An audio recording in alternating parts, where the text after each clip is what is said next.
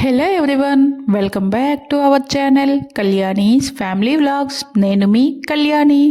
చూస్తున్నారు కదా వీడియో. ఏంటి ఏం తినేస్తున్నా అని చూస్తున్నారా?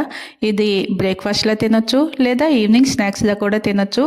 ఎలా నచ్చితే అలా తినొచ్చు. ఎప్పుడు తిన్నా హ్యాపీగా హెల్తీగానే అనిపిస్తుంది.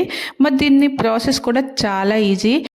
ముందుగా ఒక కడాయి పెట్టుకొని దాంట్లో ఒక పావు కప్పు ఆయిల్ అయితే వేసుకోవాలి. దీంట్లో మనం పోపుకి వేసుకునేట్లుగా ఒక స్పూన్ ఆవాలు, ఒక స్పూన్ జీలకర్ర వేసి అవి కొంచెం చిటపట్లు ఆడిన తర్వాత ఇలా పల్లీలు వేసుకోవాలి. వేరుశనగ పలుకులు వేసి అవి కూడా బాగా వేయిన తర్వాత సన్నగా తరుక్కున్న అల్లం, అలాగే నిలువుగా కట్ చేసుకున్న పచ్చిమిరపకాయలు కూడా వేసి బాగా మిక్స్ చేసుకోవాలి.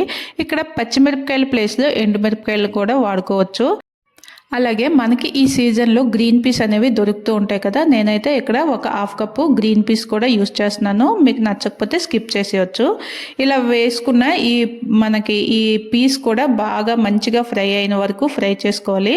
కొంచెం అంతా ఒక 2-3 రెమ్మల కరివేపాకు కూడా వేసుకొని మనకి కరివేపాకు కూడా మంచిగా క్రిస్పీగా ఫ్రై అయ్యే వరకు ఇలా ఫ్రై చేసుకున్న తర్వాత దీంట్లోనే ఒక 1/2 kg అటుకులు అయితే నేను వేసుకున్నాను. అటుకులు వేసిన తర్వాత దీంట్లో టేస్ట్కి సరిపడా ఉప్పు, కొంచెం అంత పసుపు వేసి బాగా మిక్స్ చేసుకోవాలి. ఇక్కడ మనం అటుకులని మంచిగా ఉండే అటుకులు తీసుకోవాలి. మంచి ప్యాకెట్ని, లూజ్గా ఉండేవి కాదు. ఎందుకంటే మనం వీటిని వాష్ చేయట్లేదు కదా, అందుకని మంచి అటుకులు తీసుకొని ప్రిపేర్ చేసుకోవాలి. చూసారు కదా, ఇలా ఉప్పు పసుపు వేసుకున్న అటుకుల్ని మీడియం ఫ్లేమ్లో కంటిన్యూస్గా కలుపుకుంటూ 20 to 30 minutes టైం అయితే పడుతుంది.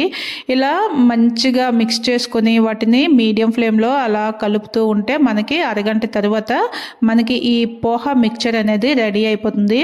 దీనిని కావాలంటే స్నాక్స్లా ప్లేట్లో వేసుకొని ఈవినింగ్ మిక్స్చర్లా కూడా తినొచ్చు.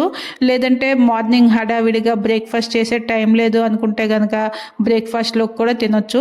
ఇది పూర్తిగా చల్లగా అయిపోయిన తర్వాత ఇలా ఒక డ్రైగా ఉండే ఎయిర్ టైట్ డబ్బాలోకి వేసుకొని మూత పెట్టి ఒక 2-3 నెలలైనా సరే చాలా ఫ్రెష్గా టేస్టీగా ఉంటుంది.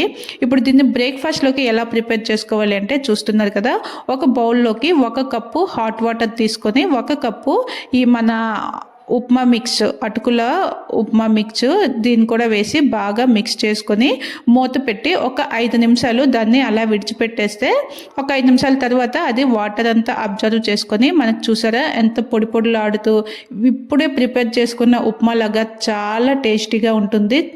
ఇంకా దీనిపైన మనకు కావాలనుకుంటే సన్నగా తరిగిన ఉల్లిపాయలు, కొత్తిమీర, నిమ్మరసం పిండుకొని చక్కగా హ్యాపీగా ఎంజాయ్ చేయొచ్చు. ఇక్కడైతే నేను వాటి ప్లేస్లో ఇక్కడ నేను ఎగ్ అయితే యూజ్ చేస్తున్నాను. ఇది మా బాబు కోసం చేశాను. మార్నింగ్ క్లాస్కి వెళ్తున్నాడంటే వాడికి ఇలా ఎగ్ పోచ్ కావాలన్నాడు. నేనైతే ఎగ్ని ఒక బౌల్లో బ్రేక్ చేసేసి దాన్ని ఇలా స్టీమ్ చేసేస్తే మనం ఎగ్ బాయిల్ చేయడం కన్నా ఇలా పోచ్లో కుక్ చేయడానికి తక్కువ టైం తీసుకుంటుంది.